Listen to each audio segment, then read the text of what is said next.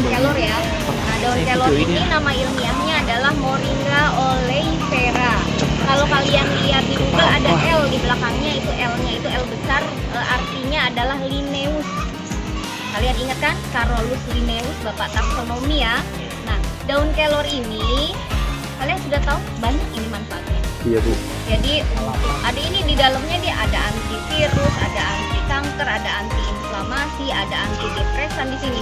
Bahkan disebut-sebut juga dia bisa menekan pertumbuhan sel kanker. Caranya bagaimana? Bisa sayur bening, campur wortel dan lain sebagainya.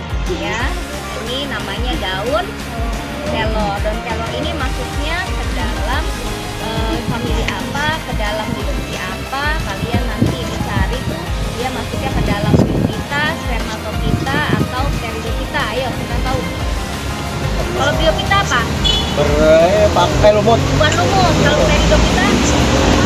Paku. Berbiji. Tumbuhan apa? Tumbuhan berbiji atau spermatopita. Kalian cari ini dikotil atau monokotil. Kalau dari batangnya dia dikotil atau monokotil? Dikotil ya. Oke, paham? Kita ke pohon pisang.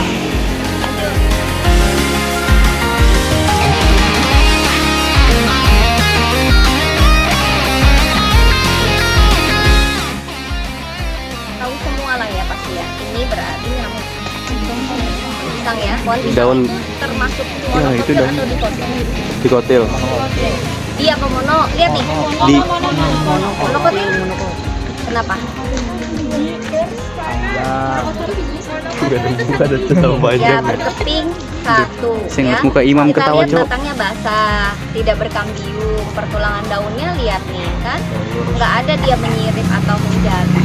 Ya, ini nama ilmiahnya adalah Musa paradisiaca atau disebut dengan pohon pisang. Berarti dia masuk ke dalam spermatopita, monocotyledone ya. Familinya masuk Musaceae. Nanti kalian cantumkan di laporan kalian klasifikasinya dan fungsinya. Kalau perkembangbiakannya ini dengan apa? Dengan tunas. Dengan bertunas. Betul sekali ya. Ya. Sudah? Sekarang kita lanjutkan ke kali di belakang SMA 3 ya. Pohon sawo enggak Bu? Silakan.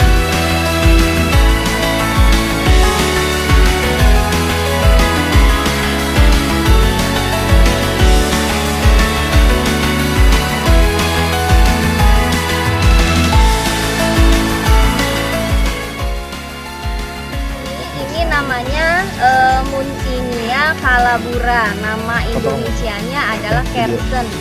Kalau di daerah kita sering menyebutnya adalah buah seri ya.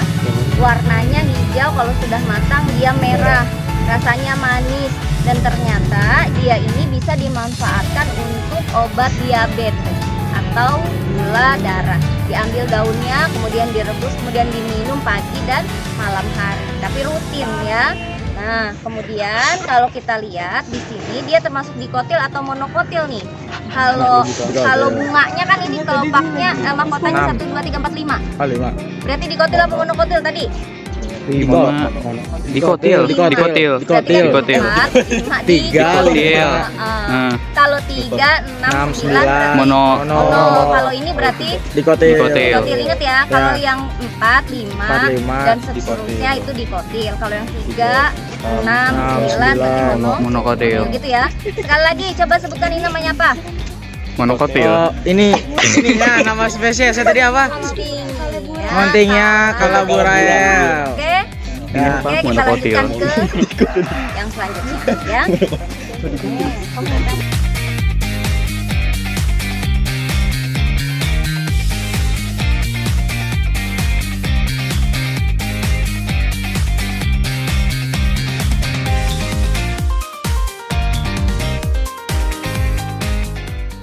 Kalau yang ini namanya adalah Geopteris. Dia termasuk ke dalam kelompok Pteridophyta atau tumbuhan paku. Nah, tumbuhan paku kita kenal ciri-cirinya dia sudah memiliki akar, batang, dan daun sejati ya. Dia bukan halus lagi seperti tumbuhan lumut, tapi dia sudah memiliki xilem dan blom.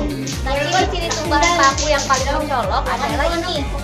Kalian nanti ambil gambar yang ini. Ini adalah namanya daun muda yang menggulung, namanya Cypsinatus. Ini adalah ciri khas dari tumbuhan paku. Jadi tumbuhan paku itu daun mudanya dia menggulung. Nah, kemudian dia tumbuhnya pasti di tempat yang lembab ya. Nanti kalian cari Biotheridia ini masuknya ke dalam Pteridophytanya kelasnya kelas apa. Gitu ya, paham?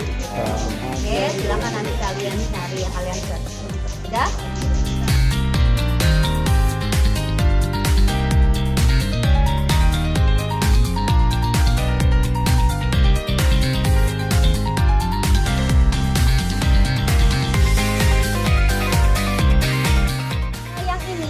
Namanya adalah bahasa Indonesianya adalah pecut kuda. Nah, pecut kuda, pecut tau kan ya? Tahu, pacul. Tapi pacul sama pacul beda dong. Ya, kamu jangan hiraukan Rizky, Bu. Hiraukan ya. Bau. Ini nama ilmiahnya kalian harus bisa ulang. Tachystratheta jamaicensis. Tachystratheta jamaicensis. Ya, itulah pokoknya ya. Nah, ini ternyata fungsinya banyak banget. Dia termasuk ke dalam kelompok semak ya, semak-semak. Ternyata dia fungsinya itu si daun ini kalau direbus bisa untuk obat gangguan pernapasan, obat alergi, untuk pilek, demam, kemudian sembelit, konstipasi, gangguan menstruasi, ternyata ini bisa loh. Ya, ini namanya apa tadi bahasa Indonesianya? Pecut kuda. Pecut kuda ya, pecut kuda. Nih lihat tuh bentuk bunganya seperti ini. Kalau kita lihat dari bunganya, ini mahkotanya ada 1, 2, 3, 4, 5. Berarti dia kelompok apa? Kita lanjutkan ke pohon tangkil. Atau melinjo. Nah, melinjo ya.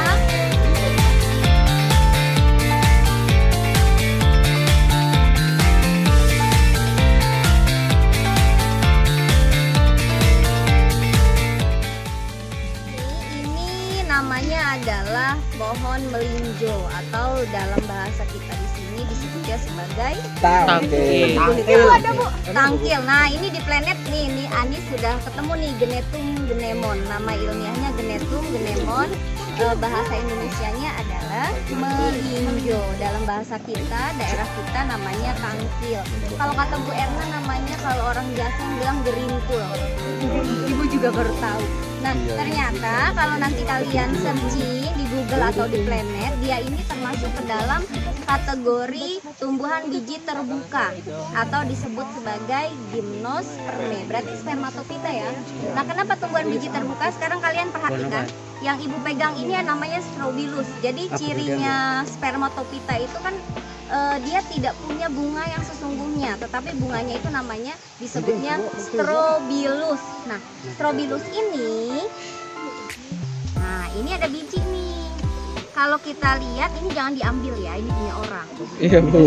Ini kulit biji, yang merah ini kulit biji, yang ini juga kulit biji, cuman ini belum matang. Kulit biji, kemudian di dalamnya ada biji. Nah, karena si biji ini tidak dilindungi oleh daging buah, seperti kalau kita makan mangga kan ada daging buah yang kita makan. Berarti kan ditutupi oleh daging buah. Berarti itu tumbuhan biji tertutup. Kalau ini tumbuhan biji terbuka atau disebut dengan tumbuhan biji telanjang dan keras ya. Nah, ini adalah tumbuhan biji terbuka atau nama ilmiahnya adalah Gymnosperma. Ingat ya. Ulangi sekali lagi, ini nama ilmiahnya apa? Gymnosperma. Ya, oh ya, satu lagi, akarnya tunggang. Bentuk daunnya lonjong ini, dia agak mengkilat. Kemudian batangnya hijau kecoklatan, agak abu-abu gitu ya. Dia termasuk ke Gymnospermae atau tumbuhan biji terbuka. Genetum genemon. Familinya Genetinae ya. Oke, kita lanjutkan ke pohon-pohon yang sebelah sana. Ada pohon bambu, ada pohon nangka dan sebagainya ya. Oke, lanjut.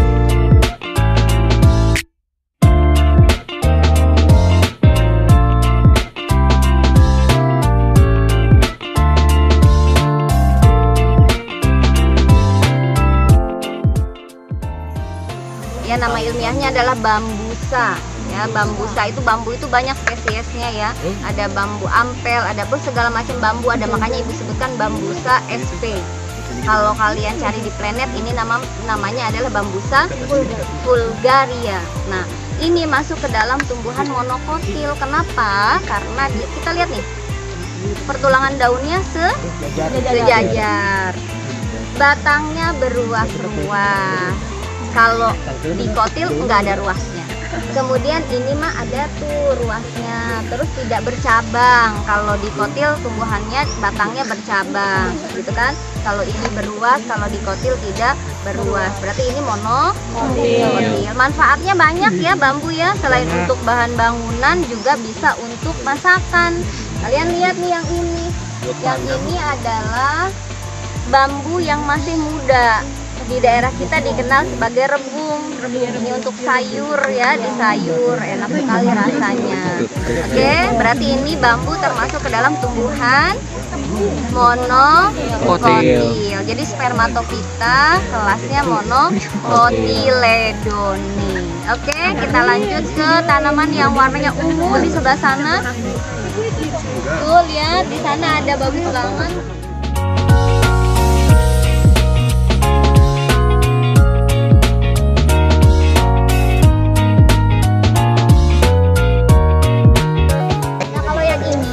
Namanya adalah Elastoma malabatricum. Bahasa Indonesianya adalah senduduk. Kalau bahasa Sundanya itu namanya harendong. Nah ini kalau zaman dulu ya, kalau orang habis lahiran itu akarnya dicabut, direbus terus diminum untuk menghentikan pendarahan, jadi membersihin rahim. Ternyata ini juga untuk obat sakit gigi bisa nih.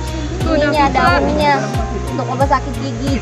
Jadi ini juga ada antibakterinya juga di sini di daunnya ini. Nah kalau kita lihat si harendong atau senduduk ini, dia memiliki mahkota bunga 5, 1, 2, 3, 4, 5. Berarti dia apa? Monokotil ya, kita sepakat. Tapi kita lihat daunnya, tulang daunnya apa nih? Lurus. Sejajar. Berarti itu ciri siapa? Monokotil.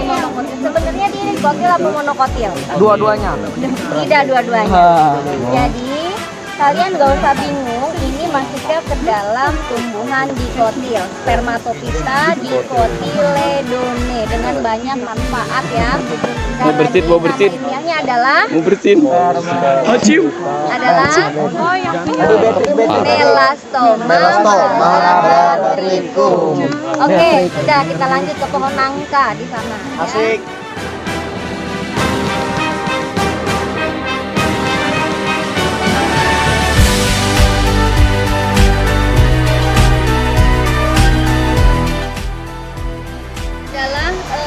Kita lihat di sana ada buahnya.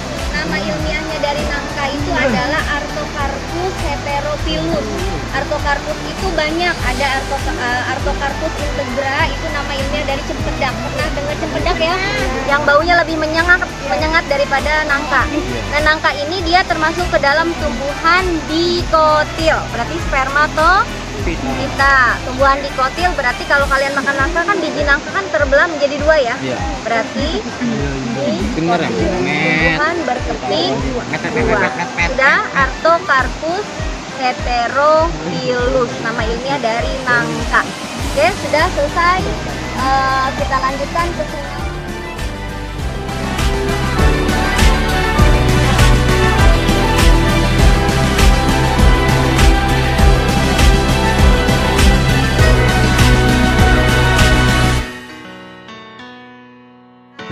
Yang bahasa Indonesianya kita kenal sebagai kapas setan, atau kalau bahasa Inggrisnya devil's cotton. Bahasa ilmiahnya namanya Abroma augusta. Nah, kita lihat di sini ada yang sudah kering, kemudian ada yang masih muda, ini sudah terbuka gitu ya. Lengkap. Nah, ini diduga berasal dari India dan Bangladesh. Kalau tadi yang di sana yang senduduk tuh yang tadi warna ungu, senduduk ya, senggani atau harendong itu diduga berasal dari Jepang dan Australia, kemudian keduanya menyebar ke daerah tropis dan akhirnya sekarang ada di sini di belakang sekolah kita di SMA 3 Cilegon yang terindah. Oke, kita lanjutkan, sudah ajan, kita pulang lagi ke sekolah ya. Oke, yuk. Di foto dulu dong.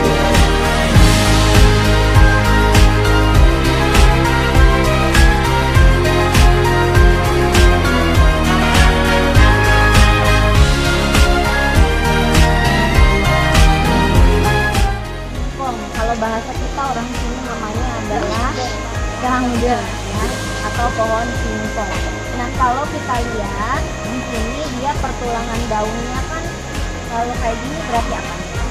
Menjari, berarti dia masuk ke dalam dikotil atau monokotil? Kotil. Dikotil, Dikotil, karena menjari ya. kan ya, karena dia menjari.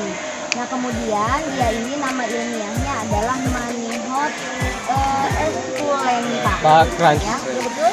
Betul, Bu. Esculenta atau disebutnya sebagai daun singkong, pohon singkong. Manihot esculenta. Ingat-ingat ya, Manihot esculenta, nama ilmiah dari singkong. Nah ternyata kalau kita mendengar di kalangan masyarakat kalau yang punya asam urat nggak boleh makan ini kan ya, karena dia cepat banget ya naikin kadar asam urat ya. Tapi ternyata ada beberapa artikel yang menyatakan dia ini bagus sekali untuk jantung ya, untuk resiko penyakit jantung, resiko obesitas atau kegemukan, kelebihan berat badan, dan juga bagus untuk menstabilkan kadar kolesterol dalam darah. Ini ibu ulangi sekali lagi, masuk ke dalam tumbuhan dikotil. Cirinya yang bisa kita lihat dengan jelas adalah tulang daunnya menjadi. Nama ilmiahnya Manihot esculenta. Ingat ya. Oke, selesai. Pulang. Kita pulang. Kita mau foto. Foto.